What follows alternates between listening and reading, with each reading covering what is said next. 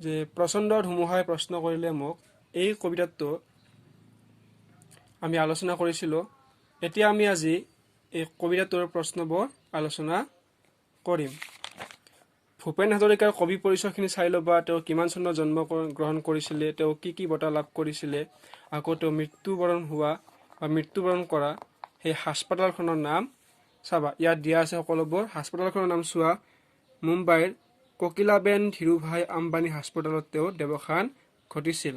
তাৰপাছত এই শব্দ অৰ্থবোৰ চাবা, যেনেকৈ মুমূৰ্ষ শব্দটোৱে কি বুজাইছে, মৃতপ্ৰায় বুজাইছে। ইয়াত মৃতপ্ৰায় সমাজ কাক বুজাইছে, মানৱক বুজাইছে। এতিয়া প্ৰশ্নবোৰ চোৱা, কবিয়ে কাক সংকীৰ্ণতা এৰি দি পূৰ্ণ বিশালতা দিবলৈ আহ্বান জনাইছে। যে তুমি সংকীৰ্ণতা এৰি দিয়া, কৈছিলেনে যে তুমি সংকীৰ্ণতা এৰি দিয়া, দিব বিচাৰিছা যদি, কিবা দান দিব বিচাৰিছা যদি তুমি তোমাৰ বিশালতাবোৰ দিয়া, মানে কি আকাশক আহ্বান জনাইছে। গতিকে উত্তৰটো হ'ব আকাশ। কবিৰ প্ৰাপ্য কি তাক সুধি কোনে প্ৰশ্ন কৰিছিল? প্ৰথমতে প্ৰশ্ন কোনে কৰিছিল? আকাশে কোনে কৰিছিল? বতাহে কৰিছিল। ইয়াত লেখাই আছে যে প্ৰচণ্ড ধুমুহাই প্ৰশ্ন কৰিলে মোক। গতিকে ইয়াৰ উত্তৰটো কি হ'ব? ধুমুহা। ধুমুহা হ'ব। তাৰপিছত চোৱা, কবিক বিশাল দৃষ্টি কোনে দিলে? কবিক বিশাল দৃষ্টি কোনে দিছিলে? আকাশে দিছিলে। যেনেকৈ বিশালতা দিছিলে তেনেকৈ দৃষ্টিও আকাশে দিছিলে। মুমূৰ্ষ মানৱক জীৱনৰ বিদ্যুৎ কিঞ্চিত যদি দিব পাৰোঁ, ইয়াত বিদ্যুৎ শব্দই কি বুজাইছে? ইয়াত বিদ্যুৎ শব্দই সেই মৃতপ্ৰায় মানে কি? জীৱন নোহোৱা। তেতিয়াহ'লে কি হ'ব? এই বিদ্যুৎ শব্দটো কি হ'ব? জীৱন হ'ব।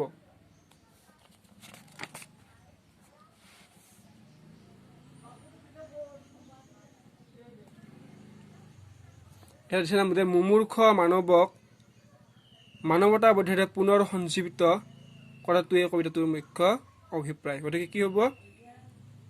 পুনৰ সঞ্জীৱিত মানে জীৱনটো যাতে আৰু আকৌ এবাৰ দিব পাৰে। তো ইয়াত বিদ্যুৎটো কি হ'ব?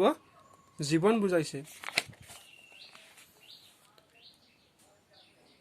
এতিয়া চোৱা, প্ৰচণ্ড ধুমুহাই কবিক কি প্ৰশ্ন কৰিছিল? প্ৰচণ্ড ধুমুহাই কবিক কি প্ৰশ্ন কৰিছিল? প্ৰচণ্ড ধুমুহাই কবিক প্ৰশ্ন কৰিছিলে যে তোমাৰ প্ৰাপ্য কি কোৱা। তোমাৰ প্ৰাপ্য কি কোৱা, এইটো হ'ব উত্তৰ।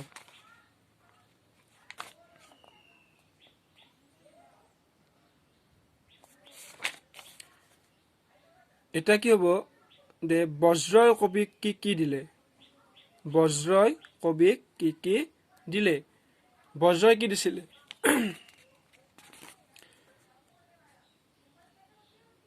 বজ্ৰই দিলে মোক উদান্ত কণ্ঠ আৰু দিলে সাহসৰ যুক্তি।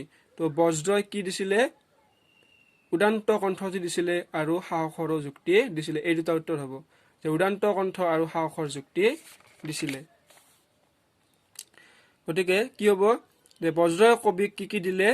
উদান্ত শক্তি, উদান্ত কণ্ঠটি দিছিলে আৰু লগতে কি দিছিলে? সাহসৰ যুক্তি দিছিলে।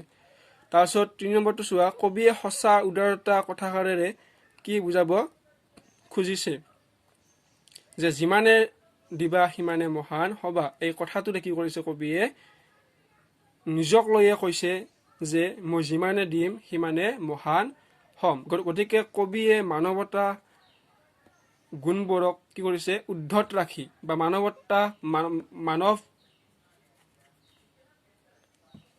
সেই মানৱ জাতিৰ ভিতৰত নিজকে কি কৰিছে? উদ্ধত ৰাখি কি কৰিছে?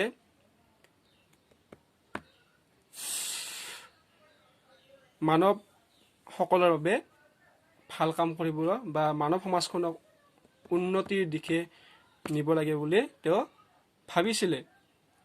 যেনেকৈ বেলিৰ পোহৰ পৰাৰ লগে লগে বা বেলিটিয়ে উচ্চ নিচ সকলোকে ভেদভাৱ নকৰাকৈ যেনেকৈ পোহৰ বিলাই দিয়ে, তেনেকৈ কবিও সমাজত যি দানৱ, যি ভাল লোক আছে সেই সমাজ দানৱ, গতিকে কবিয়েতো ভাল মানুহক ভাল পায়। গতিকে দানৱসকলকো ভাল কৰিবৰ কাৰণে কি কৰিব? চেষ্টা কৰিব। গতিকে তোমালোকে নিশ্চয় বুজি পাইছা, ভালকৈ লিখিবা। কবিয়ে কিহৰ দ্বাৰা দিগন্ত কপাবলৈ মন মেলিছে চমুকৈ বুজাই লিখা। কবিয়ে কিহৰ দ্বাৰা? যে বজ্ৰৰ পৰা কি লৈছিলে বা আকাশৰ পৰা কি লৈছিলে, বতাহৰ পৰা কি লৈছিলে, এই জীৱৰ শক্তি লৈছিলে আৰু সেই শক্তিৰে কি কৰিব দিগন্ত কপাবলৈ তেওঁ বিচাৰিছিলে। তো কবিতাটো বুজাতে তোমালোকক কৈছিলোৱে কি হ'ব, যে কিহৰ দ্বাৰা দিগন্ত কপাবলৈ মন মেলিছে। যে বজ্ৰ, আকাশ, বতাহৰ পৰা যিবোৰ শক্তি লৈছিলে সেই শক্তিৰে কি কৰিব তেওঁ নিজৰ সঁচা মনেৰে বা উদাৰতাৰে কি কৰিব গীত গাই গাই মানুহৰ মাজত, দানৱৰ মাজত মানুহৰ গীত গাব বুলি তেওঁ কৈছিলে। কবিয়ে কলিজাৰ সঁচা সুৰেৰে সিক্ত কৰি কাৰ সমাজত কি গীত গাবলৈ সাজু হৈছে, ঠিক সেইটোৱে হৈছে যে কলিজাৰ সঁচা সুৰ, মানে কলিজাৰ যি উদাৰতা ভাৱ, যি কোনো সংকীৰ্ণতা নোহোৱাকৈ কলিজাৰ যি উদাৰতা ভাৱ, সেই যি সত্য ভাৱ, যি সঁচা অনুভৱ, সেই সঁচা অনুভৱেৰে বা সত্য ভাৱেৰে কবিয়ে কি কৰিব দানৱৰ মাজত মানুহৰ গীত গাব বিচাৰিছিলে। আকাশ, ধুমুহা আৰু বজ্ৰ কবিয়ে কি কাৰণে প্ৰণিপাত জনাইছে বহলাই লিখা। ইয়াত বহলাই লিখিব লাগিব যে যিহেতু আকাশ, ধুমুহা আৰু বতাহ বজ্ৰক কি কৰিছিলে কবিয়ে শক্তি বিচাৰিছিলে আৰু সেই শক্তিখিনি দিয়াৰ ফলত কি হৈছে কবি আনন্দিত হৈছে আৰু সেইবোৰ শক্তিৰে কি কৰিব মানুহৰ মাজত দানৱৰ মাজত মানুহৰ গীত গাই কি কৰিব মানৱ সমাজখনক উন্নতিৰ দিশে আগুৱাই নিব বা মানুহৰ মাজত নতুন নতুন আশাৰ কি কৰিব আশাৰিবলৈ প্ৰয়াস কৰিব। সেইকাৰণে কবিয়ে সেই আকাশ বা বতাহ বা ধুমুহা কি কৰিব প্ৰণিপাত জনাইছে, ধন্যবাদ জনাইছে। তোমালোকে এইখিনি কথা নিজৰ ভাষাৰে বহলাই লিখিবা। এতিয়া ব্যাখ্যা কৰা দিছে, বজ্ৰৰ গৰ্জনে বক্ষ উজাৰি ক'লে তোমাৰ কাম্য কি কোৱা, মই ক'লো বজ্ৰ তোমাৰ শক্তিশালী উদান্ত কণ্ঠতে দিয়া। যে ইয়াৰ অৰ্থ কিন্তু বুজি পাইছই যে বজ্ৰৰ গৰ্জনে কি কৈছিলে, বক্ষ উজাৰি ক'লে মানে বুকু উদাৰ কৰি ক'লে যে তোমাৰ কাম্য কি কোৱা, মানে কি কৈছে বজ্ৰৰ যি গৰ্জন আছে সেই গৰ্জনে কি কৈছে বুকু উজাৰি কি কৰিছে কবিক প্ৰশ্ন কৰিছিলে, তোমাৰ কাম্য কি কোৱা। তাৰপিছত কবিয়ে কৈছিলে যে তোমাৰ উদান্ত কণ্ঠটি মোক দিয়া। গতিকে এই ব্যাখ্যাটো তোমালোকে বুজি পাইছ, কবিতাটোত বুজাইছো। এই ব্যাখ্যাটো ক'ৰ পৰা সন্নিৱিষ্ট কৰা হৈছে তোমালোকে লিখিব লাগিব যে আমাৰ পাঠ্যক্ৰমৰ অন্তৰ্গত ভূপেন হাজৰিকাদেৱৰ দ্বাৰা ৰচিত প্ৰচণ্ড ধুমুহা নামৰ কবিতাটিৰ পৰা তুলি অনা হৈছে। আৰু ইয়াৰ উদ্দেশ্যটো কি যে কবিয়ে এই বজ্ৰৰ পৰা শক্তি লৈ মানুহৰ মাজত কি কৰিব গীত গাব বা মানুহৰ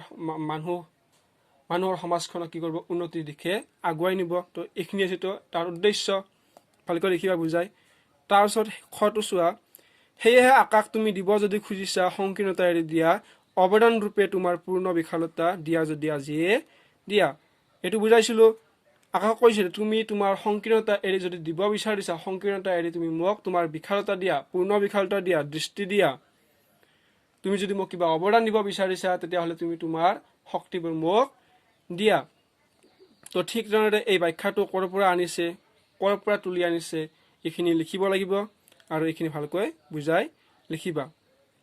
মহাকাশে দিলে মোক বিশাল দৃষ্টি আৰু ধুমুহাই প্ৰচণ্ড শক্তি, বজ্ৰই দিলে মোক উদান্ত কণ্ঠ আৰু দিলে সাহসৰ যুক্তি।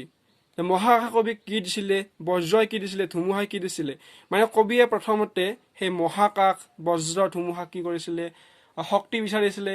আকৌ কবিৰ সঁচা উদাৰতা দেখি, কবিৰ সঁচা অনুভৱ বুজি পাই আকাশ বজ্ৰই ধুমুহাই কি কৰিছিলে কবিক সেইবোৰ দিছিলে, সেইবোৰ শক্তি কবিক দিছিলে। আৰু কবিও কি কৰিছে সেই শক্তিৰে সেই মানুহক বা সেই মানুহৰ যিবোৰ দানৱৰূপী মানুহ আছে সেই মানুহৰ মাজত কবিয়ে কি কৰিব নতুন নতুন আশাৰ বীজ দিব বা নতুন নতুন আশা দেখুৱাব। লগতে সেই মানুহৰ যিবোৰ ভাল ভাল গুণ, যেনেকৈ মানুহক গুণেহে সৌন্দৰ্য কৰি ৰাখে। গতিকে মানুহৰ মাজত যদি ভাল গুণবোৰ নাথাকে তেতিয়াহ'লে মানুহ কি হ'ব দানৱলৈ ৰূপান্তৰিত হ'ব। গতিকে সেই দানৱলৈ ৰূপান্তৰিত হোৱা সেই মানৱ জাতিক কবিয়ে কি কৰিব সঁচা গুণ, মানে সঁচা গুণ, ভাল ভাল যিবোৰ গুণ আছে সেইবোৰ আকৌ উভতাই দিবলৈ চেষ্টা কৰিব আৰু সমাজখনক কি কৰিব উন্নতিৰ দিশে আগুৱাই নিবলৈ কবিয়ে চেষ্টা কৰিব। এইখিনি ভালকৈ বুজাই লিখিবা। এবাৰ চোৱা ঘৰটো যে মুমূৰ্ষ মানৱক জীৱনৰ বিদ্যুৎ কিঞ্চিত যদি দিব পাৰো, আকাশ ধুমুহা আৰু বজ্ৰক তাৰ বাবে প্ৰণিপাত কৰ। মুমূৰ্ষ মানৱ মানে কি?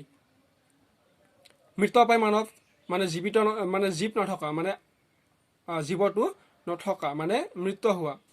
গতিকে ইয়াত মুমূৰ্ষ মানে কি কৈছে ইয়াত? যে মানুহৰ মাজত যিবোৰ গুণ আছিলে, মানুহৰ মাজত যিবোৰ মৰম দয়া আছিলে, সেইবোৰ নোহোৱা হৈ গৈছে। তেওঁলোক দানৱ হৈ পৰিছে। গতিকে সেই দানৱসকলক যদি মানুহ কৰিব বিচাৰোঁ, গতিকে মই সেই বজ্ৰ আকাশৰ শক্তিৰে কি কৰিম? মই গীত গাম, গাই সেই দানৱৰ মাজত গীতেৰে তেওঁলোকক বুজাই দিম যে মানুহ সদায় মানুহৰ হকে কাম কৰিব লাগে, মানুহে সদায় মানুহক মৰম কৰিব লাগে। গতিকে এই কথাটি কি কৰিব? কবিয়ে গীতৰ মাজেৰে বুজাই দিব। গতিকে এই ব্যাখ্যাটি ক'ৰ পৰা সন্নিৱিষ্ট কৰা হৈছে আমি লিখিব লাগিব যে আমাৰ পাঠ্যক্ৰমৰ অন্তৰ্গত ভূপেন হাজৰিকাদেৱৰ দ্বাৰা ৰচিত প্ৰচণ্ড ধুমুহাই প্ৰশ্ন কৰিলে মোক কবিতাটিৰ পৰা সন্নিৱিষ্ট কৰা হৈছে। তাৰপিছত ইয়াৰ উদ্দেশ্যটো কি? উদ্দেশ্যটো তোমালোকে জানই যে মুমূৰ্ষ মানৱক কি কৰিব? জীৱনৰ কিঞ্চিত কি কৰিব? জীৱনৰ বিদ্যুৎ কিঞ্চিত মানে কিবা যদি অকণমান দিব পাৰোঁ, বা কিবা যদি অকণমান জ্ঞান দিব পাৰোঁ, বা তেওঁলোকৰ যি হেৰাই যোৱা জীৱ বা বিদ্যুৎ সদৃশ তেওঁলোকৰ যি জীৱন, সেই জীৱনটো তেওঁলোকক যাতে দিব পাৰোঁ, তাৰ বাবে কবিয়ে কি কৰিছে? সেই বজ্ৰ আকাশ ধুমুহাক প্ৰণিপাত জনাইছে বা ধন্যবাদ দিছে। এনেকৈ ভালকৈ বুজাই লিখিবা। তাৰপিছত ভাষা বিষয়ক মানে ব্যাকৰণখিনি ভালকৈ চাবা। ইয়াৰ তলত দিয়া শব্দবোৰৰ সমাৰ্থক শব্দ লিখা। ধুমুহা, ধুমুহা মানেতো তোমালোকে জানাই, ধুমুহা মানে হৈছে বতাহ। তাৰপিছত বুকু, বুকু মানে হৈছে ইয়াত বক্ষ বুলিতো দিছেয়ে, বুকু মানে হৈছে বক্ষ বা বুক। তাৰপিছত কাম্য, কাম্য মানেতো জানাই তোমালোকে, কাম্য মানে হৈছে কামনা বা বাঞ্ছা। তাৰপিছত সংকীৰ্ণতা, সংকীৰ্ণতা মানে হৈছে ঠেক বা সংকুচিত। সংকুচিত নোহোৱাকৈ বা ঠেক নোহোৱাকৈ কবিয়ে কি কৰিছে? সেই ধুমুহা বজ্ৰৰ পৰা শক্তি বিচাৰিছে। আৰু আকাশৰ কোনো সংকীৰ্ণতা বা কোনো ঠেক বা সংকুচিত মনেৰে তেওঁক শক্তিখিনি দিয়া নাই। সেই সংকুচিত মন এৰি কি কৰিছে? আকাশে কি কৰিছে? কবিক সংকীৰ্ণতা এৰি তাৰ বিশালতা বা দৃষ্টি দিছিলে। তো সংকীৰ্ণতা মানে হৈছে ঠেক বা সংকুচিত। প্ৰণিপাত মানে হৈছে তোমাৰ প্ৰণাম বা প্ৰণতি। তলত দিয়া শব্দকেইটাত কি কাৰণে স হৈছে লিখা? ইয়াত চাবা তোমালোকে, ইয়াত নত্যবিধি আৰু ছত্ৰবিধিৰ নিয়ম আছে। এতিয়া নত্যবিধি কাক বোলে, ছত্ৰবিধি কাক বোলে মই তোমালোকক শিকাম। যে ধৰা হ'ল যিটো দন্তান, সেই দন্তানটো কি কি নিয়মেৰে মূৰ্ধন্য ন হয়, সেইটো হৈছে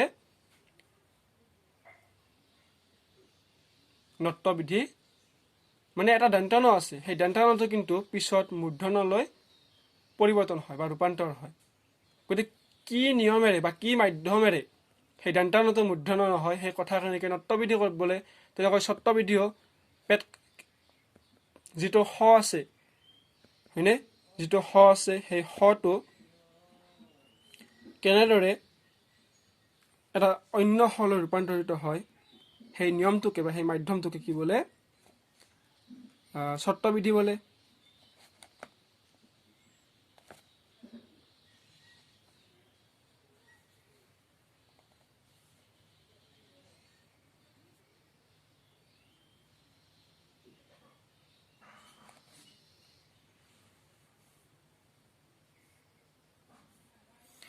গতিকে তোমালোকক বুজাম পিছত এইটো।